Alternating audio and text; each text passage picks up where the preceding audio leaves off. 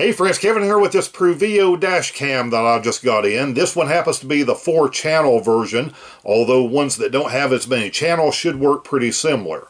Because I have a lot of experience with dash cameras, the company did send me this to show to you. This one certainly has some interesting features, so let's get this out, see what the first impressions are, get this thing set up, installed in a vehicle, and see what the video quality of this thing really is. Right on top, looks like it's going to be our main camera. So that would affix to the mounting bracket. This is going to be the screen. We can go ahead and peel this protective cover off of the display. So it would be mounted like this against the windshield. This is going to be your main camera facing out. We're going to need to pull these little tabs off also. So on this front camera, and the thing that makes this kind of unique is you have these two cameras here which swivel and move. So you can point these outside of your vehicle. You can point these to the side of your vehicle if you want a side view on each side.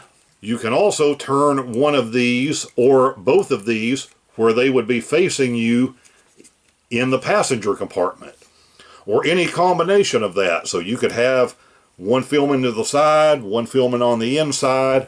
So kind of interesting in that these rotate all the way around.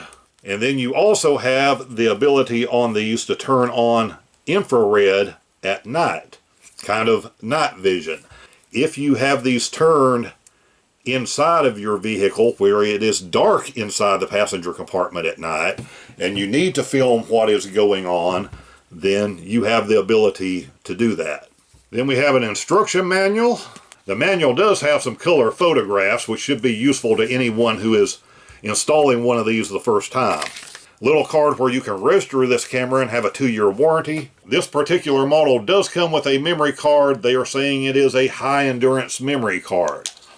So we will pop this out of its little case and we will go ahead and install this into our camera right here. So once you have it in the right direction, you will feel it be a little bit springy, and you will kind of take the end of your finger and just push that in until it locks into place.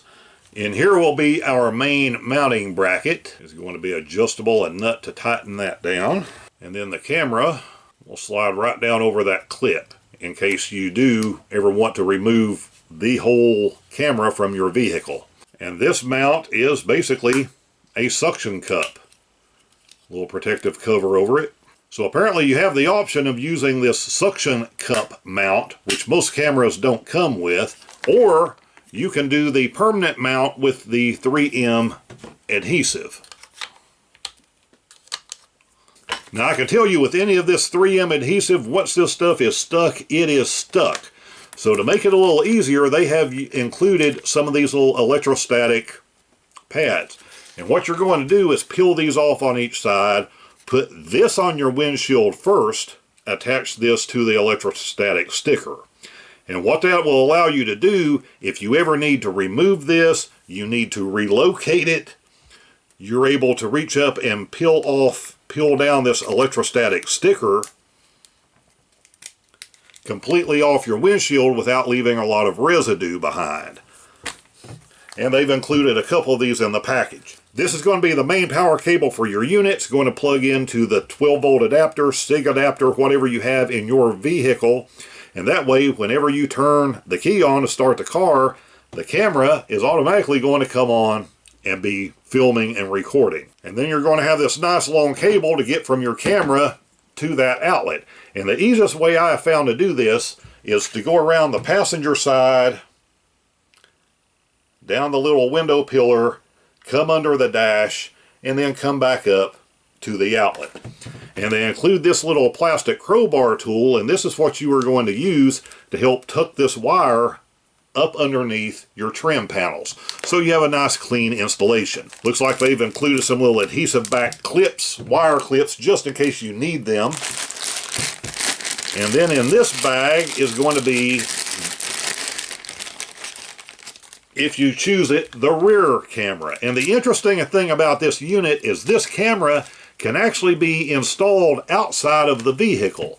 And then you could run it inside kind of a window. Maybe if you have a hatchback, you can run it around through there.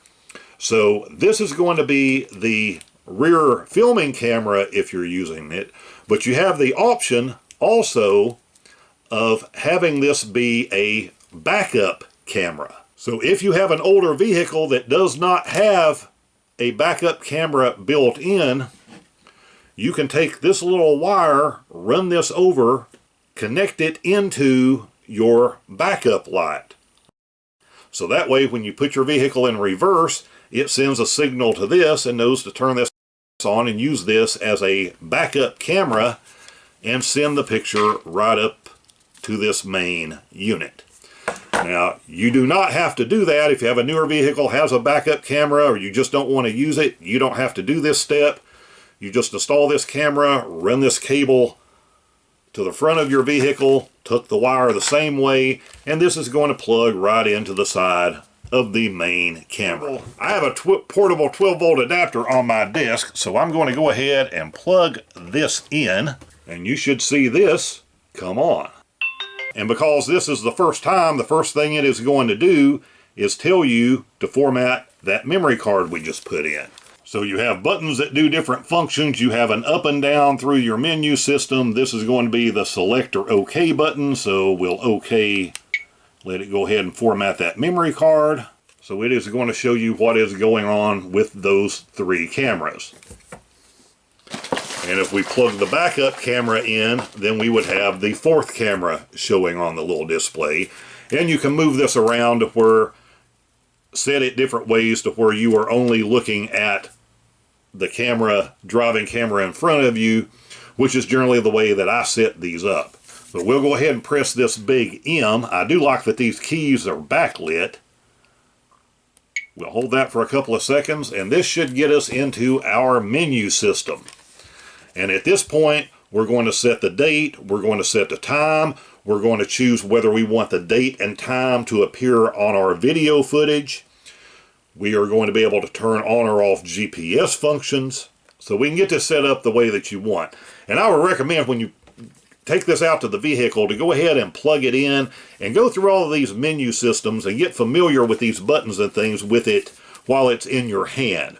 Because it's much easier to do that, and generally you're only going to set this up one time and then it's going to remember all of your settings and you won't have to do this again.